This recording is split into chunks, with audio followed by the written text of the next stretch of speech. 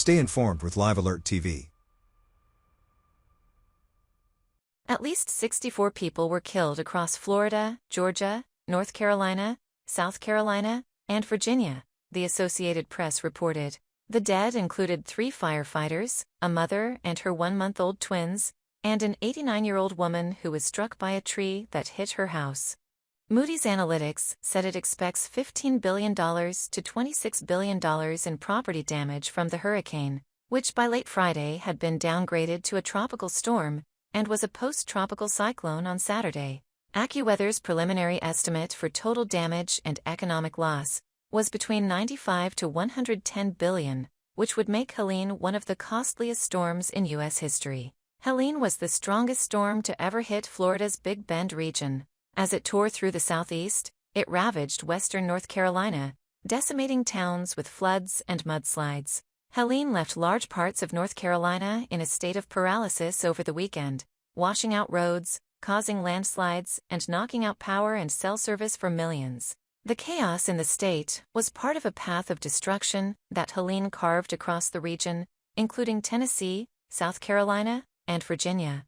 After roaring ashore into Florida, Helene set several records. Helene barreled into Florida's Big Bend region as a Category 4 hurricane on Thursday, packing 140-mile-per-hour winds. Fueled by very warm ocean temperatures, the storm was the strongest ever to strike the Big Bend region, a marshy and sparsely populated area. Helene, which was the 3rd hurricane to hit the Big Bend in 13 months, broke storm surge records across the Gulf Coast, many of which were last set just over a year ago, when Hurricane Idalia drenched the same area. Governor Ron DeSantis spoke about the complete obliteration of homes in parts of the state at a news conference on Saturday. Cedar Key, a small community on a collection of tiny islands jutting into the Gulf of Mexico, was completely gone. In Keaton Beach, another small shoreline community, the sheriff told a local TV station that 90% of the homes were washed away. A record-high storm surge inundated the Tampa Bay region, including in areas that had rarely or never seen flooding. After facing several hurricanes in recent years, some residents in the region were left wondering whether it's worth living there. Helene overwhelmed towns hundreds of miles away from Florida, with pounding rain, muddy water, and tornadoes, knocking out power as far north as Cincinnati. Many creeks and rivers breached their banks, and water overtopped some dams. A dam in eastern Tennessee, the Nolichucky Dam, was also on the verge of failing on Saturday, before water started to recede. Elsewhere in the state, helicopters were called in on Friday to rescue dozens of people who were surrounded by floodwaters and stranded on a hospital roof.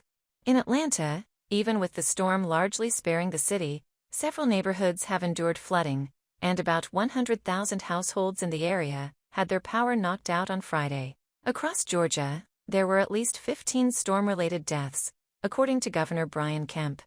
In a sense of how widespread the damages were, the White House approved emergency requests for federal help from Florida, Georgia, North Carolina, South Carolina, and Alabama before Helene made landfall. On Saturday, President Biden said he had directed the Federal Emergency Management Agency's administrator, Dean Criswell, to travel across the region to assess damage. More than 1,270 rescuers have been deployed by FEMA. The death toll is likely to rise, officials say. As of Sunday morning, at least 65 people were confirmed dead across 5 states: Florida, Georgia, North Carolina, South Carolina, and Virginia. Causes of death ranged from rising floodwaters, falling trees, car crashes, and a tornado produced by the storm. Many details on the victims are still unknown. The highest toll out of one state was 24, in South Carolina. The fatalities included 2 volunteer firefighters who were responding to calls and killed after a tree fell on their fire truck, an official said. In Florida, Governor DeSantis said that 11 people were confirmed dead. And in North Carolina, Governor Roy Cooper said there were at least 10 storm-related deaths, adding that officials have had trouble reaching relatives of the victims because of communications problems in the state. Across several counties, towns were cut off from the rest of the state. Cell phone service and power were down in many areas, complicating officials' efforts to reach people calling 911. Debris, downed trees, and flooding led to more than 400 road closures, and gas stations were running out of fuel. Officials said to consider all roads in western North Carolina closed, with only emergency rescue vehicles allowed to travel. People in the region were scrambling to find cellular service, congregating in public places like libraries to try to reach their family and friends. Officials in Buncombe County, North Carolina, which includes Asheville, have asked for portable cell towers. This is something that we're going to be dealing with for many days and weeks to come. Forecasters warned of flooding in North Carolina that could be worse than anything seen in the past century. The Connecticut Army National Guard sent a helicopter to help. Helene also swamped parts of Mexico's Yucatan Peninsula, flooding streets and toppling trees as it brushed past the resort city of Cancun this week. It also knocked out power to more than 200,000 homes and businesses in western Cuba. Helene was the 8th named storm of the Atlantic hurricane season, which began June 1st. The National Oceanic and Atmospheric Administration has predicted an above-average season this year because of record warm ocean temperatures.